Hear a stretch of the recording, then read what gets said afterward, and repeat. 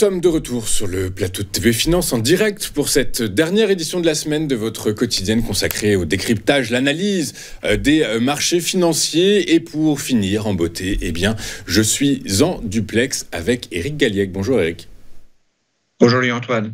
Merci beaucoup Éric d'être avec nous ce matin. Éric Galliègue, vous êtes directeur de la recherche chez FI Advisor Valcamp, avec nous tous les vendredis pour nous expliquer quels sont les principaux faits de l'actualité qui ont eu un impact sur les marchés actions. Ces faits d'actualité peuvent être d'ordre macro, micro, géopolitique, politique, monétaire. Avant de rentrer dans le détail de ce que vous avez sélectionné pour nous, de ce qui a fait bouger les marchés cette semaine, est-ce que vous pouvez nous rappeler le bilan de ce qui s'est passé du jeudi au jeudi ? Le bilan est positif. Cette semaine, nous avons à nouveau un redémarrage ou une poursuite, je dirais, de la progression du cours des actions européennes, puisqu'on a gagné près de 2% sur la semaine, avec un gain américain un peu plus limité, puisqu'on a gagné 0,5%, tandis que la parité euro-dollar reste ferme, avec un léger gain de 0,1%. Ok, très clair. Alors effectivement, et même encore comme ce matin, ce qui fait évidemment bouger les marchés financiers en cette deuxième partie de semaine, c'est l'annonce par le Politburo chinois de mesures concrètes de relance de l'économie chinoise, axées sur la demande intérieure. Du coup, par la force des choses, les marchés n'attendaient que ça. C'est évidemment le fait positif de cette semaine. Oui, clairement, on peut dire que c'est le premier point, le plus important, avec un phénomène en deux mouvements, en deux temps. Le premier temps, c'est les décisions annoncées donc par la Banque centrale de Chine de baisser le taux des réserves obligatoires pour les banques, de baisser les taux hypothécaires, qui est bien sûr un élément important pour stimuler le marché donc de la construction et le secteur d'une façon générale de l'immobilier, qui est en crise profonde, comme vous le savez. Et ensuite, le deuxième temps, c'est les annonces du gouvernement qui souhaite lancer de nouvelles dépenses et faire un nouveau plan de relance en émettant notamment des obligations à hauteur de 284 milliards de dollars ou équivalent à 284 milliards de dollars, ce qui montre l'importance donc de ce plan. Il faut probablement qu'il soit confirmé et peut-être amplifié pour être efficace pour relancer donc cette économie. Ok, très clair. La deuxième actualité que vous avez sélectionnée pour nous, c'est toujours une actualité monétaire, c'est le statu quo de la Banque du Japon. Alors, très certainement, Éric, est-ce que vous considérez ça comme une bonne nouvelle ? Parce que finalement, ça évitera que des flux d'argent qui sont sur les marchés européens et français se dirigent vers le Japon.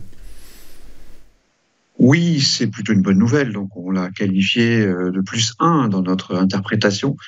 C'est vrai que la Banque du Japon donc a laissé ses taux inchangés. Il faut rappeler que ces taux sont de 0,25% seulement. C'est un peu un paradoxe parce que l'inflation du Japon a été publiée à 3% contre 2,8% le mois précédent. On voit sur le graphique qu'on est quand même dans une zone finalement où le Japon n'a jamais connu d'inflation aussi importante, en tout cas au-delà de 2% depuis donc 1 an et demi. Donc ceci ne s'est pas vu depuis finalement une trentaine d'années, puisque le graphique ne montre que 10 ans d'histoire donc de l'inflation japonaise, mais il faut remonter vraiment à très longtemps pour retrouver donc une inflation aussi importante. Donc c'est un peu paradoxal que le Japon ou que la Banque centrale du Japon n'augmente pas ses taux.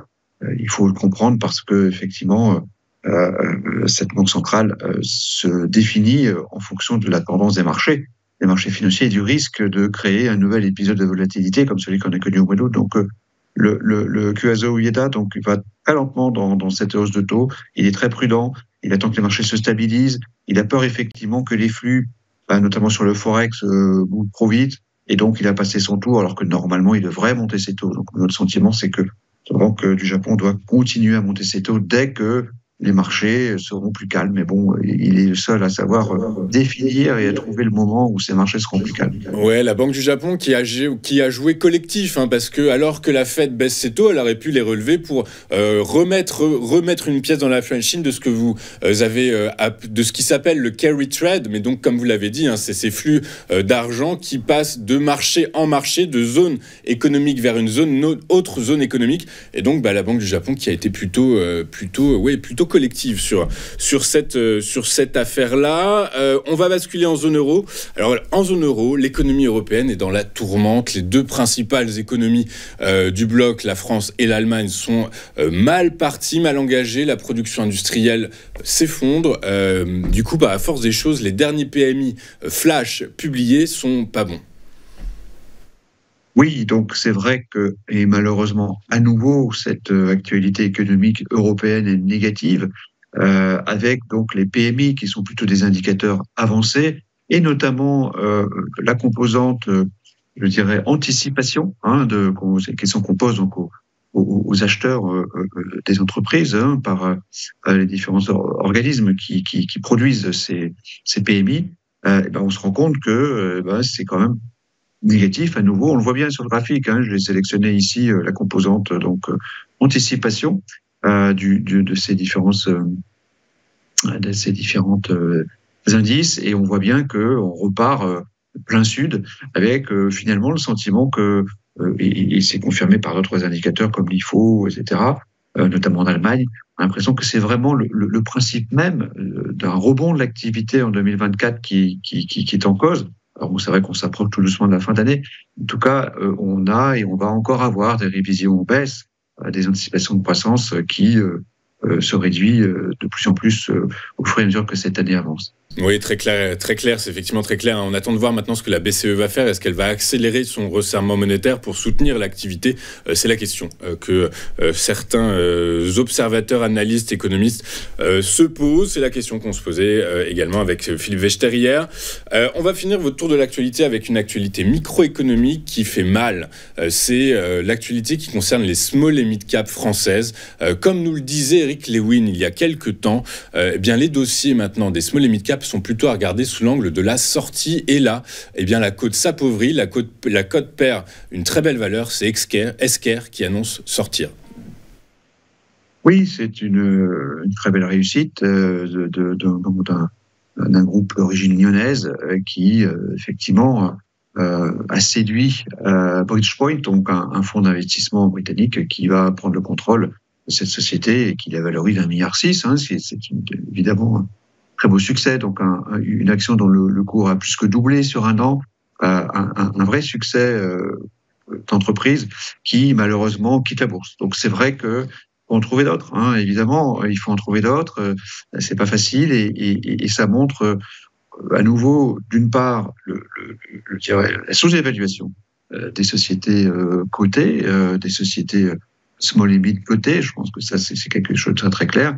Et deuxièmement, l'attrition du marché ou la concurrence des fonds d'investissement dans ce qu'on appelle le private equity ou les actions non cotées, puisque Esker va devenir non coté et donc va quitter le compartiment coté. Donc c'est vrai que c'est quelque chose à la fois positif parce que ça montre qu'il y a plein d'actions de taille petite et moyenne qui sont vraiment attractives, et aussi le fait que finalement elles quittent la bourse, et ça c'est plutôt négatif évidemment.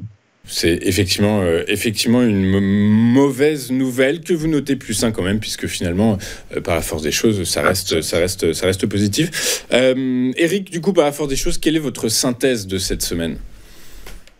La synthèse est de nouveau positive. On a plutôt une mesure du risque, une mesure de la dynamique du risque qui est plutôt favorable. Évidemment, ce qui se passe en Chine est plutôt de bon augure. Bon, il faudra le relativiser parce que on a eu beaucoup de déceptions en Chine, on en aura probablement encore, et il faut que le plan de relance soit vraiment très massif. Deuxièmement, la Banque du Japon, qui joue collectif, comme vous dites, effectivement, ou qui prend en compte la problématique de marché et qui est donc pro-marché, d'une certaine manière.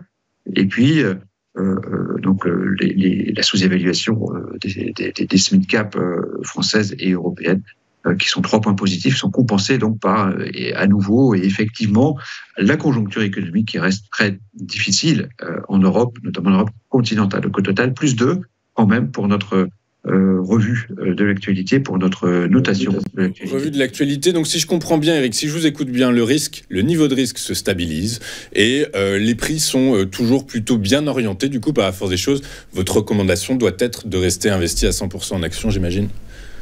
Absolument. Donc, on a toujours un niveau de risque qui s'améliore légèrement. Ça fait la deuxième semaine consécutive où on a plutôt du positif.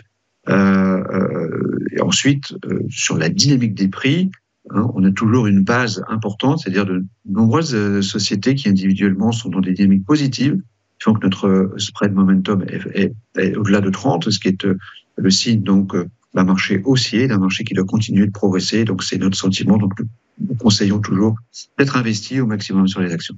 Ok, très clair. Écoutez, merci beaucoup Eric d'avoir été avec nous ce matin. Eric Galliec, vous êtes directeur de la recherche chez FuAdvisor Valcamp et avec nous tous les vendredis matins pour nous expliquer comment est-ce que les marchés sont impactés par les différentes actualités que vous sélectionnez pour nous d'ordre monétaire, politique, géopolitique, macro et microéconomique. Merci beaucoup Eric d'avoir été avec nous ce matin. Je vous souhaite une excellente journée, un très bon week-end et je vous donne rendez-vous la semaine prochaine. Nous de notre côté, on marque une dernière courte page de publicité et on se retrouve juste après pour la suite et la fin de cette édition du 27 septembre. À tout de suite.